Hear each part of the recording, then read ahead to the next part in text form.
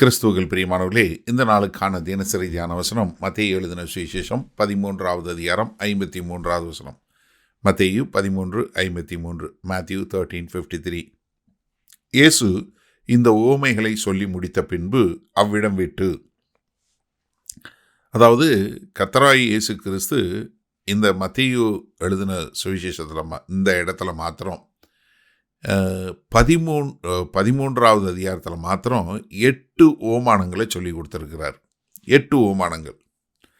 அதாவது கர்த்தர் எந்த அளவுக்கு ஒரு போதிக்கக்கூடியவராக இருக்கிறார் பாருங்க. அதாவது நம்ம கர்த்தராகிய இயேசு கிறிஸ்துவனுடைய போதனைகள் என்று நம்ம எடுத்துக்கொண்டோம்னா, மத்தேயு 5வது 6வது 7வது அதிகாரம் மலை பிரசங்கம் என்று சொல்லக்கூடிய ஒரு பிரசங்கம். அதற்கு பின்பாக இங்கே மத்தேயு 13வது அதிகாரத்தில் அவர் சொல்லிக் கொடுக்கக்கூடிய காரியங்கள் என்ன, எப்படி பரலோக ராஜ்யம் என்பது எப்படி இருக்க வேண்டும் என்று சொல்லக்கூடியதாக.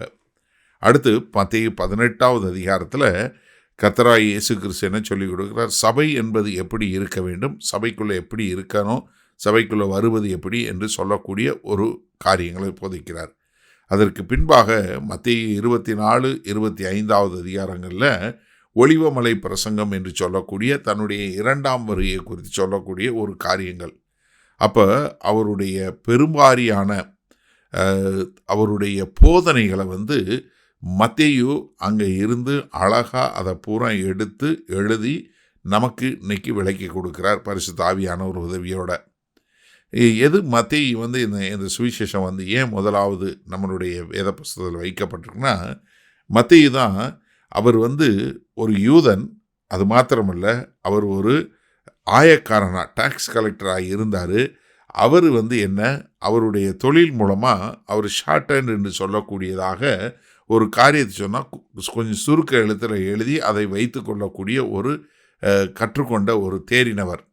அதனால தான் அவர் கர்த்தராகிய இயேசு கிறிஸ்துவனுடைய போதனைகளை எல்லாம் ரொம்ப அழகாக நேர்த்தியாக எடுத்து அதற்கு பின்பாக எழுதுகிறார். ஆனால் அவருடைய பிரதானமான குறிக்கோள் என்ன, அவர் ராஜா, அவர் ராஜாவாக வந்தார். எப்படி முதலாவது அதிகாரத்தில் ராஜா பரம்பரையில் வந்தார், அவர் ராஜாவாக வந்தார். 2வது அதிகாரத்தில் எப்படி இருந்த ராஜாவுக்கு எப்படி ஒரு பயங்கரமான பயம் வந்தது, எப்படி தூரத்தில் இருக்கிற மக்கள் எப்படி இந்த யூதர்களுக்கு பிறந்த ராஜாவை பார்க்க வந்தார், ஏரோது ராஜா என்ன பண்ணார், இருந்த ஜனங்களை எப்படி கொண்டார் என்று சொல்லக்கூடியதான். அடுத்து தன்னுடைய ராஜ்யத்தில் வருவதற்கு ஒரு மனுஷன் எப்படிப்பட்டவன், ராஜ்யத்தினுடைய கோட்பாடுகள் என்ன, இந்த பரலோக ராஜ்யம் என்று சொல்லக்கூடிய ராஜ்யத்தில் எப்படி இருக்க வேண்டும் என்பதை மத்தேயு 5, 6, 7வது அதிகாரத்தில் சொல்லிட்டு, இந்த ராஜ்யம் எப்படிப்பட்டதுங்கிற அந்த ராஜ்யத்தினுடைய தன்மைகளை தான் இங்கே 8 ஓமானங்களாக சொல்லி முடிக்கிறார். இந்த 8 ஓமானங்களையும் சொல்லி முடித்த பின்பு தான் அங்கேருந்து கிளம்பி போகிறார். அப்போ இந்த 8 ஓமானங்களும் அவர் ஒரு ராஜா, அவருடைய ராஜ்யம் எப்படி இருக்கும், அந்த ராஜ்யத்துக்குள்ளே என்ன மாதிரி இருக்கும், வருகையில் எப்படி இருக்கும் என்று சொல்லக்கூடிய ஒரு முழுமையான போதனைகளை சொல்லி முடித்து விட்டு கிளம்பி போகிறார். சரி, இந்த நாளில் இந்த வசனத்தை நம்ம எப்படி எடுத்துக்கொள்வது? அதாவது இன்றைக்கு நம்ம இந்த மத்தேயு சுவிசேஷத்தினுடைய ஒரு மேலோட்டமான ஒரு கழுகு பார்வை என்று சொல்லக்கூடியதாக ஒரு பருந்து போல மேலே இருந்து நம்ம பார்த்தோம்னா நமக்கு ரொம்ப அழகாய் எளிதாக புரியக்கூடியதாக இருக்கிறது. எப்படி இயேசு கிறிஸ்து இந்த ஓமைகளை தன்னுடைய ராஜ்யத்தை குறித்த ஓமைகளை எப்படி சொல்லி கொடுக்குறாரு, எல்லாவற்றையும் சொல்லி கொடுத்து விட்டு அவர் அங்கேருந்து போகிறாரு. அப்போ என்ன, அவர் தேவையானதை, நமக்கு என்ன தேவையோ, ஒரு மனிதன் கர்த்தரை விசுவாசித்து வாழ்வதற்கு என்னென்ன தேவைகள் இருக்கோ அதை பூரா அவர் சொல்லி கொடுத்துட்டு போயிட்டாரு. போகும்போது என்ன சொல்லிட்டு போனார், நான் உங்களுக்கு சொல்ல வேண்டியதை சொல்லிட்டேன், ஆனால் மீதி யார் சொல்லி கொடுப்பா, பரிசுத்த ஆவியானவர் உங்களுக்கு சொல்லி கொடுப்பாரு அப்படிங்கிறத சொல்லி கொடுத்துட்டாரு. அப்போ கர்த்தராகிய இயேசு கிறிஸ்து தனக்கு உண்டானவைகளை எல்லாவற்றையும் சொல்லி கொடுத்துட்டு தான் போனார்.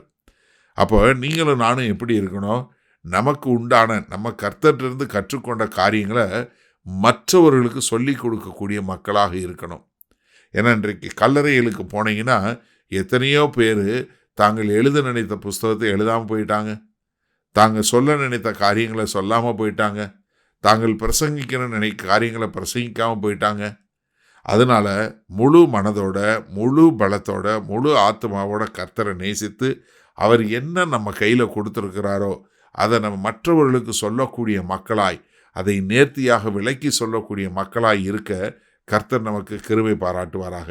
அதனால தான் நம்ம ஒவ்வொரு நாளும் இந்த வேத வசனத்தை உங்களுக்கு சொல்லி கொடுக்குறோம். ஏன்னா எங்களுக்கு தெரிஞ்சதை நாங்கள் உங்களுக்கு சொல்லி கொடுக்குறோம். உங்களுக்கு தெரிஞ்சதை நீங்கள் மற்றவங்களுக்கு சொல்லி கொடுப்பீங்களா? பவுல் தனக்கு கீழே அநேக ஆவிக்குரிய பிள்ளைகளை வைத்து சொல்லி கொடுத்தாரு. அப்போ நீங்களும் அதே காரியத்தை செய்வீங்களா? உங்களுக்கு தெரிஞ்ச காரியத்தை நீங்கள் மற்றவங்களுக்கு சொல்லிக் கொடுங்க. வல்லபிதாவே, இந்த செய்தியை கேட்டுக்கொண்டு இருக்கிற எனக்கு அருமையான சகோதர சகோதரி ஒவ்வொருவரும் தாங்கள் இந்த தேவனுடைய ராஜ்யத்தில் எதையெல்லாம் கற்றுக்கொண்டார்களோ, தாங்கள் கற்றுக்கொண்டதை மற்றவர்களுக்கு அழகாய் நேர்த்தியாய் போதிக்கக்கூடிய மக்களாய் இருக்க எங்கள் தேவன் கிருபை பாராட்ட வேண்டுமாய் மீட்பெரும் இரட்சகருமாகிய இயேசு கிறிஸ்துவின் மூலம் ஜெபிக்கிறோம் வல்லபிதாவே, ஆமேன். கர்த்தர் உங்களை ஆசீர்வதிப்பாராக. நாம் இன்று மாலை மண்ணால சந்திப்போம்.